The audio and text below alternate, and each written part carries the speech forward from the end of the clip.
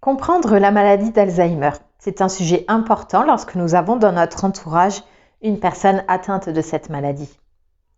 Connaître ses symptômes, cela pourrait vous aider à comprendre les réactions de votre proche, à pouvoir y répondre sereinement.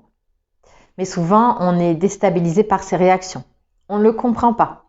On se demande s'il le fait exprès ou si son comportement est lié à sa maladie. Dans cette vidéo, je vais vous présenter les différents symptômes de la maladie et comment nous adapter pour accompagner une personne atteinte de cette maladie. Bonjour, bienvenue sur la première vidéo de ma chaîne YouTube. Je m'appelle Nathalie Arcicot, je suis psychologue spécialisée dans l'accompagnement de personnes âgées et notamment dans l'accompagnement de personnes atteintes de maladies neuroévolutives. Mon but est de soutenir les aidants dans l'accompagnement de leurs proches. Je vous partagerai régulièrement des vidéos sur la maladie d'Alzheimer et sur des techniques pour prendre soin de vous en tant qu'aidant. Donc n'hésitez pas à vous abonner à la chaîne pour être informé des nouvelles vidéos. Pour commencer, je vais vous donner quelques informations sur ce qu'est la maladie d'Alzheimer. Elle va toucher certaines zones du cerveau. Elle se manifeste par des troubles de la mémoire, puis petit à petit, d'autres facultés vont être touchées, comme le langage ou la capacité de jugement, par exemple. Ces troubles sont aussi appelés des troubles cognitifs. Ce n'est pas qu'une maladie de la mémoire, parce qu'elle va toucher aussi les comportements, l'humeur de la personne. Les troubles cognitifs vont modifier la manière dont la personne va percevoir, comprendre ce qui se passe autour d'elle. Elle va modifier également sa manière de communiquer avec les autres. La maladie d'Alzheimer évolue globalement avec les mêmes symptômes pour toutes les personnes. Mais autant il y a de personnes atteintes de cette maladie, autant il y a de formes de la maladie d'Alzheimer. Elle peut prendre différentes formes et ça va dépendre de chacun, de l'histoire de chacun, de sa personnalité, de la manière dont la personne va vivre la maladie.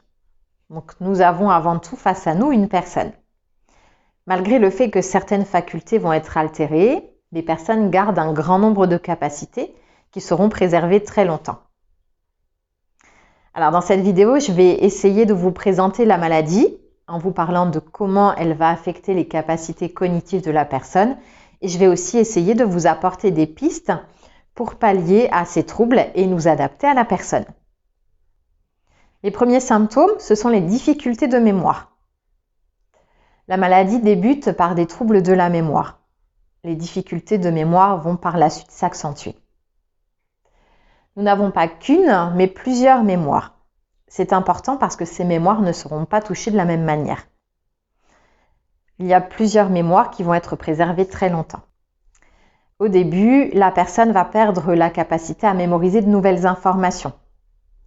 Elle va donc oublier des choses récentes, comme un rendez-vous qu'elle a pris la veille ou une information apprise quelques jours auparavant.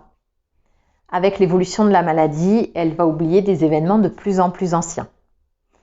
Elle va donc au début oublier des informations vécues la veille ou dans la semaine précédente. Puis avec l'évolution, oublier par exemple le décès d'un membre de la famille qui a eu lieu il y a 2 ans. Plus tardivement, la personne peut faire un retour dans le passé, penser qu'elle a 20 ans et parler de ses parents ou de ses grands-parents comme s'ils étaient toujours vivants. Pour autant, très longtemps, la personne va garder plusieurs mémoires. Donc la première, c'est la mémoire des connaissances de culture générale. C'est la mémoire qui nous permet de savoir combien il y a de jours dans la semaine, de citer quelle est la capitale de l'Espagne ou encore d'indiquer quand a eu lieu la Révolution française. Ensuite, nous avons la mémoire des souvenirs anciens, qui va être préservée longtemps. Donc là, c'est la mémoire des événements qui se sont passés durant notre vie. En général, la personne pourra parler facilement de son enfance, de sa jeunesse. Ça peut être l'occasion pour vous de redécouvrir votre proche, notamment s'il n'avait pas l'habitude auparavant de vous parler de cette période de sa vie. Et ensuite, il y a la mémoire des savoir-faire. Donc c'est la mémoire des gestes qui sont devenus des automatismes. C'est cette mémoire qui nous permet de faire du vélo, de conduire, de tricoter ou encore de jouer d'un instrument de musique. Alors petit à petit, ces mémoires vont également être touchées. Mais comme la mémoire évolue en principe sur plusieurs années, vous pourrez vous appuyer sur ces mémoires-là pour discuter avec votre proche et valoriser ses capacités. Pour nous adapter à ces troubles de la mémoire, mieux vaut solliciter les mémoires qui vont être préservées plus longtemps, comme la mémoire des gestes, des savoir-faire, la mémoire des connaissances de culture générale et la mémoire des souvenirs anciens.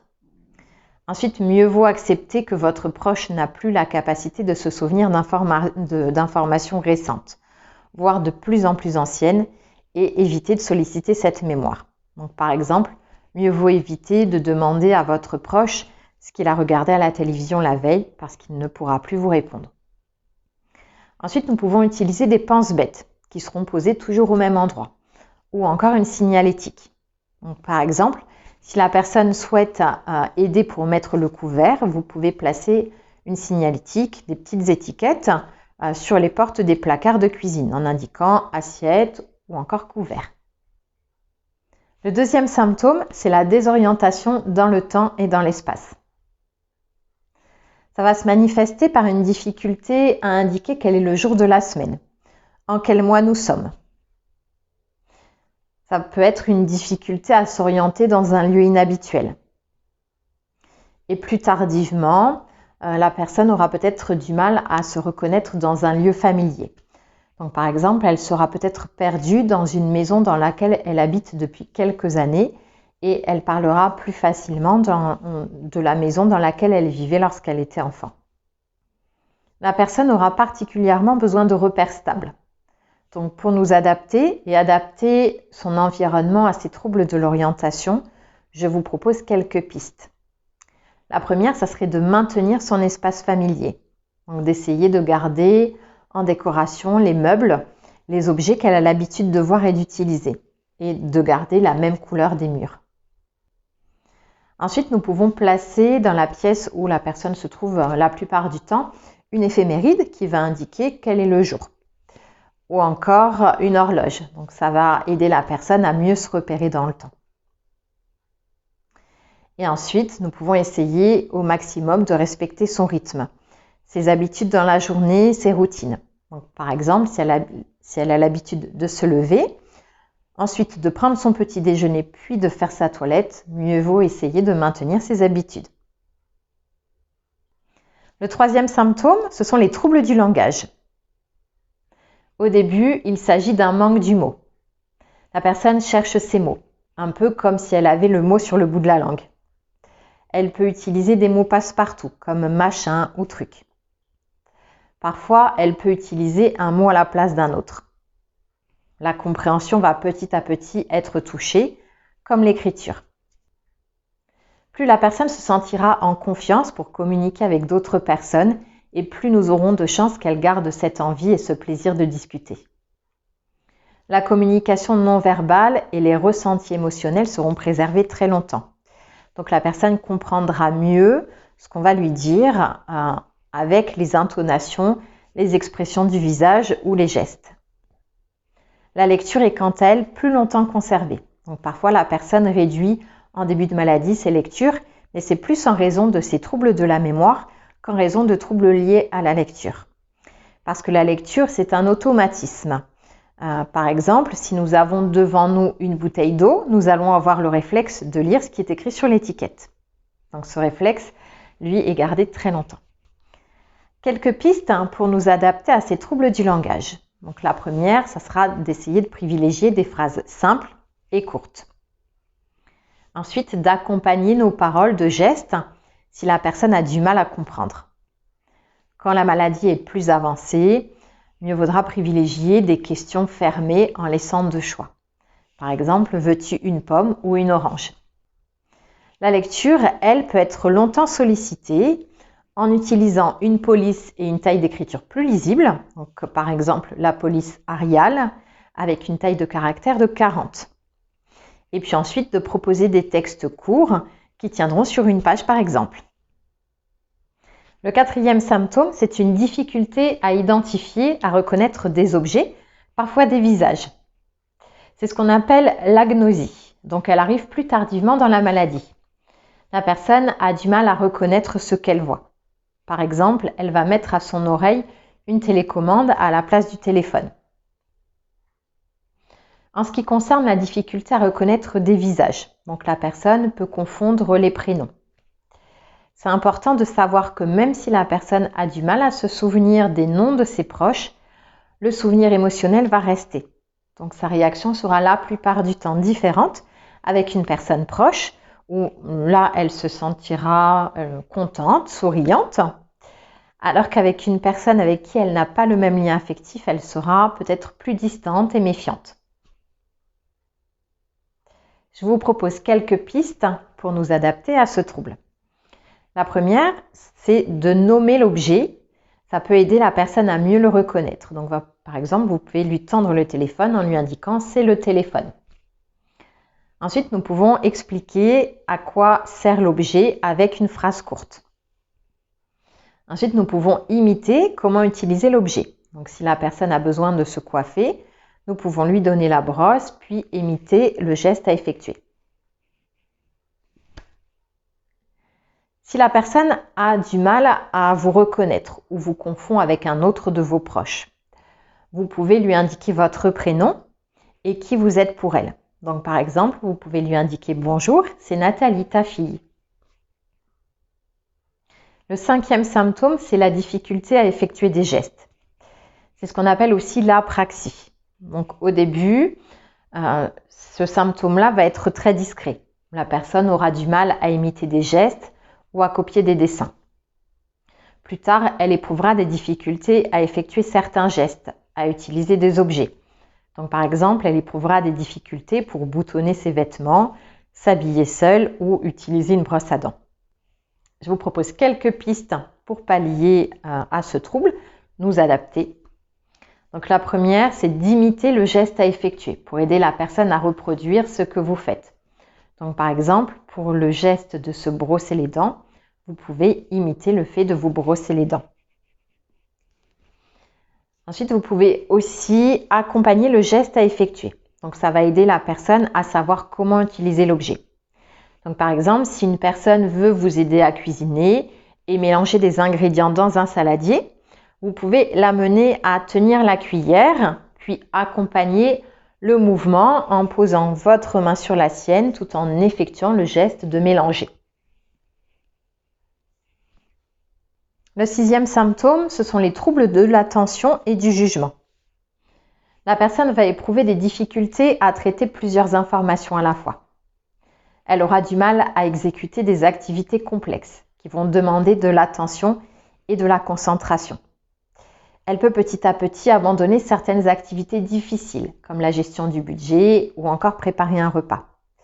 Elle va être plus distraite et aura du mal à réaliser 2 choses à la fois. Pour autant, comme nous l'avons vu, elle va garder très longtemps la mémoire des savoir-faire, des gestes. Donc elle aura la capacité de continuer à faire des activités si nous adaptons la tâche à effectuer. Je vous propose quelques pistes pour pallier à ce trouble. Donc la première, ça sera de privilégier un environnement calme. Donc mieux vaut éteindre la télévision ou la radio lors des repas, lorsque vous parlez avec votre proche ou si elle fait une autre activité. Ensuite, nous pouvons décomposer la tâche en petites actions simples. Guider la personne pas à pas. Donc par exemple, si elle souhaite cuisiner, vous pouvez lui indiquer de petites actions à effectuer. Donc par exemple, verse la farine dans le saladier. Et une fois qu'elle aura effectué cette action-là, vous pouvez passer à l'étape suivante de la recette. Ensuite, mieux vaut ne mettre à disposition de la personne que le matériel nécessaire. Donc toujours si je reprends l'exemple de la cuisine, nous ne mettrons sur la table que le saladier et le pot de farine. Lors des repas de famille ou de moments de fête avec beaucoup de monde, il est probable que la personne s'agace ou qu'elle soit plus fatiguée. Elle aura certainement besoin de se reposer régulièrement dans un endroit calme. Nous venons de voir les troubles cognitifs présents avec la maladie d'Alzheimer.